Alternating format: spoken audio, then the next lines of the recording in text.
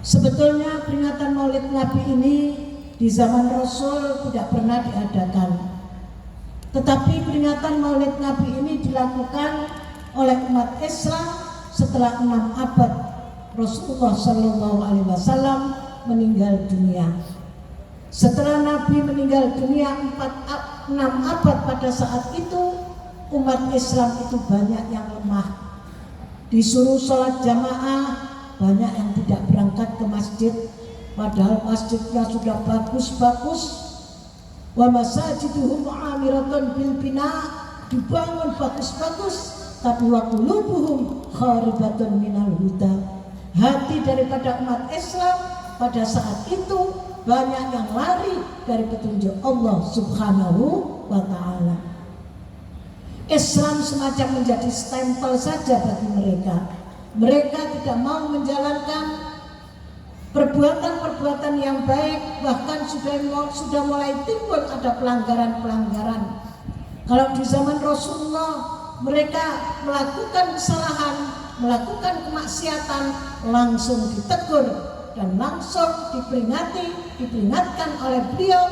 Tetapi ketika Rasulullah sudah wafat, mereka mulai banyak yang melakukan pelanggaran-pelanggaran. Perjudian mulai tumbuh kembali, pergaulan bebas mulai juga banyak di mana-mana, sebagaimana kita prihatinkan saat ini, di mana kita tahu bahkan lembaga-lembaga agama telah terjadi suatu pelecehan seksual yang itu adalah sungguh pelanggaran yang berat terhadap apa yang telah dicontohkan oleh beliau Rasulullah SAW. Sekarang sudah banyak ulama, banyak kiai, masih banyak orang-orang yang melakukan pelanggaran. Karena itulah pada saat di Irak saat itu, begitu juga umat Islam sangat lemah. Banyak yang melakukan pelanggaran, banyak yang melakukan kemaksiatan, banyak yang melakukan perbuatan-perbuatan yang tidak baik. Sehingga pada saat itu ada suatu pemikiran dari tokoh yang ada di Irak yang namanya Abu Sa'id Al-Mudhaffar. Abu Sa'id Al-Mudhaffar ini kemudian punya gagasan bagaimana supaya umat Islam segenau ahlan salam ketengge tahidnya punten ya.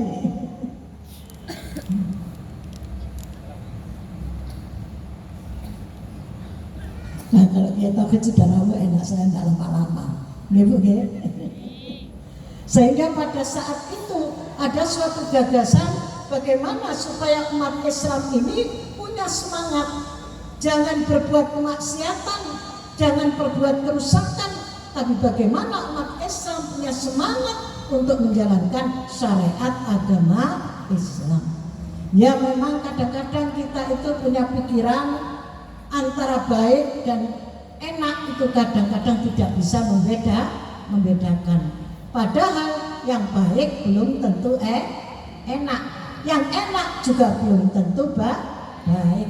Justru kadang-kadang yang baik banyak yang berat, yang enggak enak, tapi yang enak-enak itu banyak yang berupa kemaksiatan. Karena itu Imam Busiri dalam Qasidatul Burdahnya itu mengatakan kam hasanat ladatan lil mar'i qatilatan min haitsu lam yadri'an nasam ma fi tasami. Monggo Bu. Maulaya salli wa sallim daiman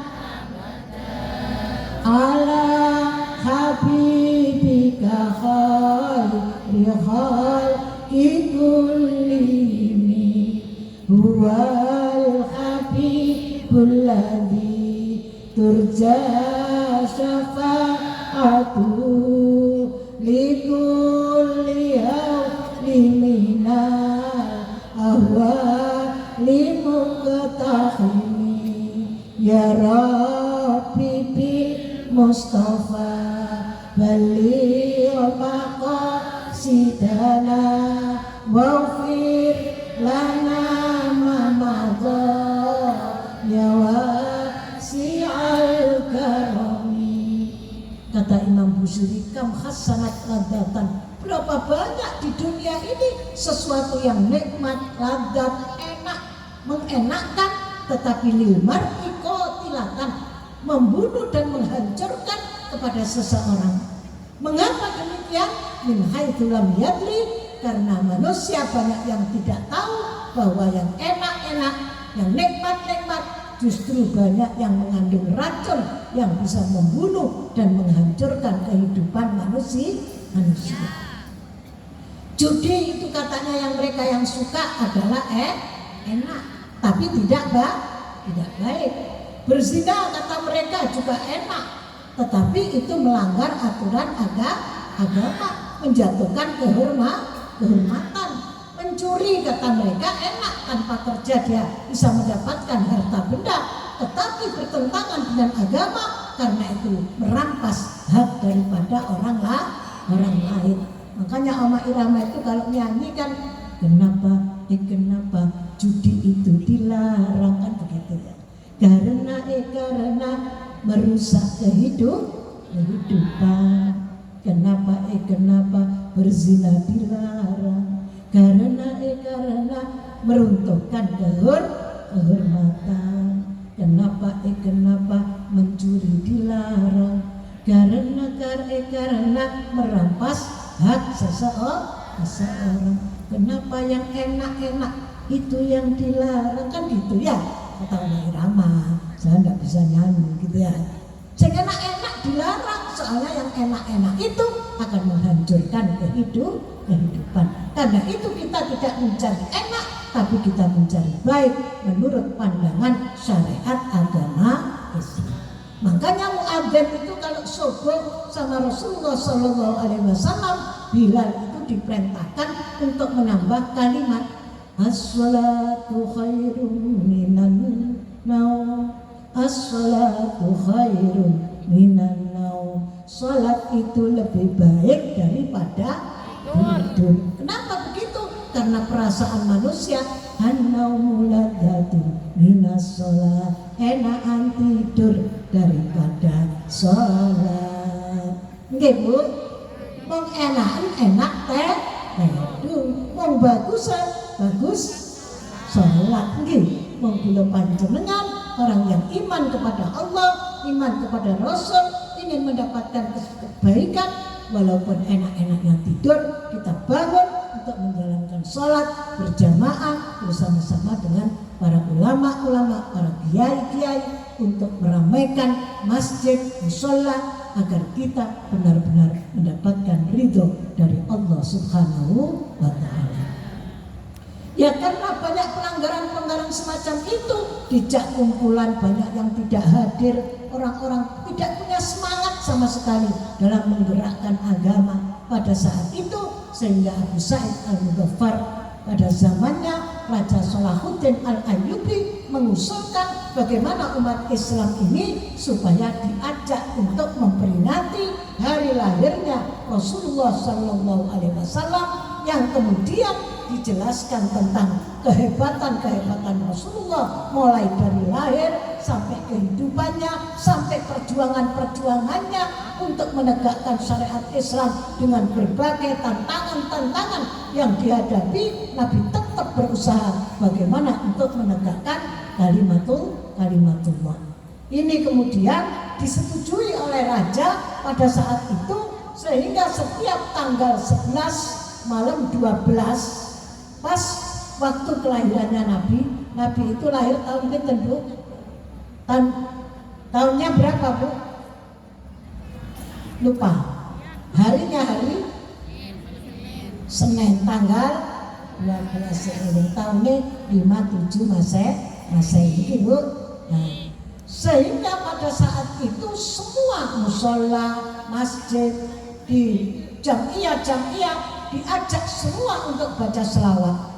Di sudut sana baca selawat, Salatullah salamullah. Satunya bilang ya Rasulullah salamun alaik. Satunya lagi bilang ya Nabi salam alaika ya Rasulullah. Semua di penjuru-penjuru kota Irak pada saat itu dibacakan sholawat Nabi, yang kemudian setelah dibacakan sholawat Nabi dijelaskan tentang sejarah kehidupan, kehebatan, perjuangan daripada Rasulullah yang tujuannya untuk menggugah semangat kita agar kita bisa menyontoh kepada apa yang sudah diteladankan oleh beliau Rasulullah Shallallahu Alaihi Wasallam. Nah, pada saat itu saya pernah diceritani sama guru saya. Katanya saat itu ada orang yang tidak suka bacaan sholawat. Orang itu kalau tidak suka, jangankan kelihatan orangnya, dengar suaranya saja dia juga tidak suka. Tapi kalau orang itu suka, wis kadung cinta, ojo maneh ketok rupane, krungu suarane ae, ya sangat senang ya Bu. Nah karena itu kemudian karena orang ini tidak suka, maka dia menyuruh pembantunya untuk melarang orang-orang supaya tidak baca sholawat Nabi. Tapi namanya umat Islam dilarang itu tidak malah berhenti, tapi makin semangat, makin keras. Ya Habibi ya Muhammad ya Arusal Khafika ini seterusnya ada terbangnya lagi kayak tadi berkeprak-prak begitu ya. Nah, jadi ramai semuanya. Orang yang tidak suka ini dengar terbangan tambah cekot-cekot hatinya. Orang itu kalau tidak suka kan begitu, gak seneng ambil tonggone tambah soge, hatinya tambah cekot. Iya Bu, makanya jangan pakai tidak suka. Kita harus baik dengan semua orang kayak Rasulullah, baik dengan tetangga, baik dengan orang tua, baik dengan anak, baik dengan siapa saja yang kita lakukan dalam kehidupan. Kita harus selalu berbuat amal baik. Akhirnya orang ini karena dia dikirim surat kepada orang yang baca sholawat suruh berhenti, nggak mau berhenti. Akhirnya orang ini datang sendiri ke masjid itu. Saya sendiri mau datang, mau saya temui siapa pimpinannya itu. Setelah dia mau datang, kira-kira kalau di sini gitu ya, pimpinannya Pak Akid gitulah. Dia mau datang, tapi sebelum masuk arena pembacaan sholawat itu, subhanallah, dia itu ditemui oleh orang yang gagah, tinggi, ganteng, pakai serban hijau, jubah putih, serban hijau. Orang ini setelah ketemu dengan orang yang seperti itu, dia itu tertegun. Kok ada manusia tapi tidak seperti manusia, saking hebatnya. Akhirnya dia itu tidak jadi marah. Setelah diajak salaman oleh orang yang tinggi tadi itu, kemudian orang ini balik ke rumahnya. Pulang ke rumahnya, dia membangunkan keluarganya. Pembantunya dibangunkan semua, ayam-ayam yang ada di kandang suruh ngambil untuk disembelih, dan dia suruh masak, pembantunya masak makanan beberapa bagi, kemudian diantar ke masjid. Katanya dia, nanti saya yang mengantarkan, saya akan ketemu dengan pimpinannya. Ternyata pimpinannya orangnya bagus, baik. Akhirnya setelah masak dibawa ke masjid. Setelah dibawa, kira-kira kalau di sini dikasih makanan begitu beberapa bagi, akhirnya dia tanya, mana pimpinan sholawatan ini? Ya kalau di sini mungkin semuanya bilang, oh Pak Akiduddin gitu ya. Tapi dia tidak percaya, tidak seperti ini orangnya, kurang ganteng katanya, ya, kurang gagah, kurang ganteng, kurang tinggi. Ya memang siapa yang bisa menyamai Rasulullah? Orang Rasulullah itu ibarat bulan, itu separuh itu Rasulullah, seprapat itu Nabi Yusuf, seprapat itu kita orang sealam dunia, sak donya mek seprapat. Ngono ae kadang-kadang gak tapi ayu tapi orang cantik sombong itu jelek, orang jelek sombong makin nggih Bu. Orang gak punya medit, bakhil juga gak baik. Tapi orang kaya bakhil tambah tidak baik gitu Bu ya. Makanya jangan pelerok-pelerok kan gitu Bu ya. Nah, orang kita ini seprapat kalau sak donya, apa yang kita banggakan? Kita kita bukan apa-apa. Nabi Yusuf saja orang perempuan sampai tangannya itu ya tidak terasa ya toh, diiris sendiri. Nah, apalagi Rasulullah. Ini artinya apa? Kalau kita membaca sholawat dengan ikhlas, insya Allah Rasulullah akan hadir di tengah-tengah kita, dan insya Allah kita juga akan mendapatkan syafaat dari beliau Rasulullah Sallallahu Alaihi Wasallam. Oleh karena itu, mari para bapak dan ibu-ibu sekalian, kita selalu membacakan sholawat Nabi, karena kata Rasulullah, inna aulan nasi bi yaumal qiyamah aktsaruhum alayya sholatan. Orang yang mulia besok di hari kiamat itu orang yang paling banyak baca sholawat Nabi. Ibu-ibu, Bu, kalau baca sholawat sehari berapa, Bu? 5.000? Oh, tertawa. Kebanyakan. 1.000? Masih kebanyakan? Waduh, belain. Berapa, Bu? Nah, 100. 100 ya, Bu ya? Jangan sampai lupa. Minimal 100. Kalau bisa setiap hari 1.000. Apalagi ini malam Jumat tuh ya, dibaca malam hari itu lebih baik. Sebetulnya semua itu tergantung daripada keistiqomahan kita. Kalau kita istiqomah, sudah biasa kita lakukan, walaupun 1.000, insya Allah tidak akan keberatan. Sama dengan sholat malam, walaupun dengan sholat sampai 10 rakaat, 20 rakaat, kalau sudah terbiasa nggak apa-apa. Tapi nggak terbiasa 2 rakaat saja males ya, Bu. Sampai kata Rasulullah, jangan seperti itu loh. Kenapa Rasulullah? Itu ada orang yang kalau malam itu bangun, tapi bangunnya itu cuma ke kamar mandi karena kencing. Habis kencing tidur lagi. Nah itu telinganya ini dikencingi setan kata Rasulullah. Ya, mudah-mudahan kita tidak termasuk malam hari, monggo walaupun 2 rakaat, witir 3 rakaat, yang penting bagaimana kita secara istiqomah mengikuti kepada jejak beliau Rasulullah Sallallahu Alaihi Wasallam. Oleh karena itu para ibu-ibu sekalian, karena dia tauhidillah sudah rawuh, mungkin nanti yang lebih panjang, lebih mendetail akan dijelaskan oleh beliau bagaimana kehidupan Rasulullah Sallallahu Alaihi Wasallam. Untuk saya, mari sebelum saya akhiri, ya hadir juga di tengah-tengah kita. Alhamdulillah ada anak saya yang namanya Hilmi, Gus Hilmi ini juga anggota DPRD Provinsi Jawa Timur. Saya alhamdulillah atas dukungan, doa, dan juga dengan semua yang ikut berperan di dalam mensukseskan saya di DPR RI pada tahun kemarin, saya sampaikan terima kasih gitu ya. Mungkin ada yang cuma mendoakan, mungkin ada yang melok-melok milih, alhamdulillah. Mungkin juga ada yang tidak milih, juga enggak apa-apa ya, gak milih, gak dingakno, sokot gak musuh ya, gak bobo gitu ya.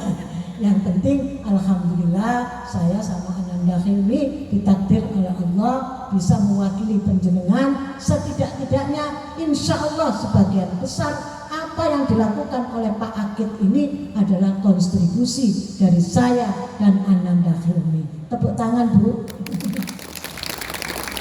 Sehingga terwujud bangunan pondok pesantren Maslahatul Ummah yang kita harapkan ini juga merupakan bagian daripada melanjutkan perjuangan Rasulullah Sallallahu Alaihi Wasallam. Allahumma sholli ala Muhammad. Amin. Sama-sama baca selawat.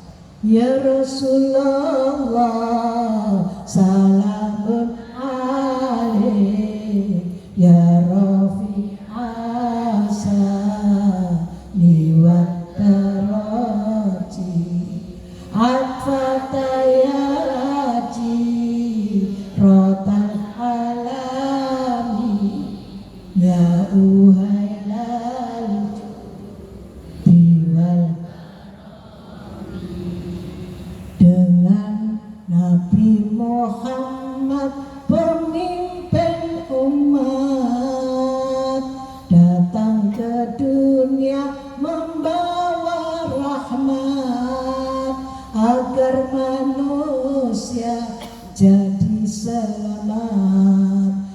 dunia sampai akhirat.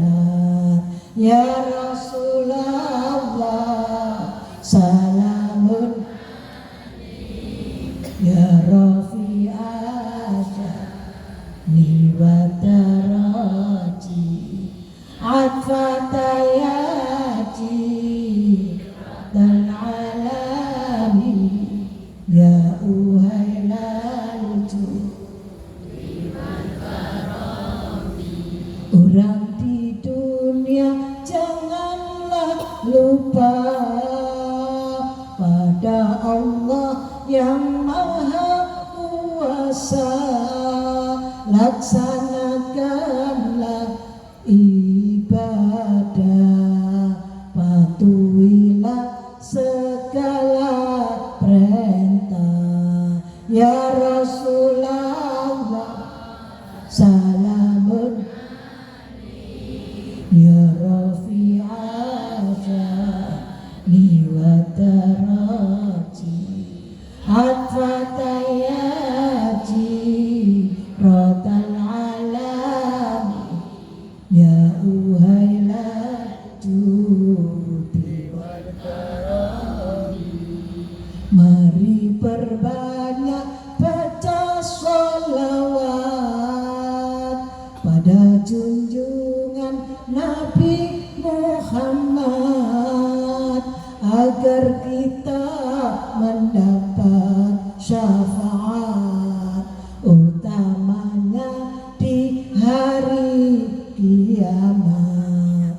Ya Rasulullah salamun alaik ya Rafi'ah ni wa daraji atfatayati radal alam ya uhailal judi wal karami. Allahumma sholli ala Muhammad. Ada kurang lebihnya saya mohon maaf. Saya akhiri. Wallahul muwaffiq ila aqwamit thariq. Wassalamualaikum warahmatullahi wabarakatuh.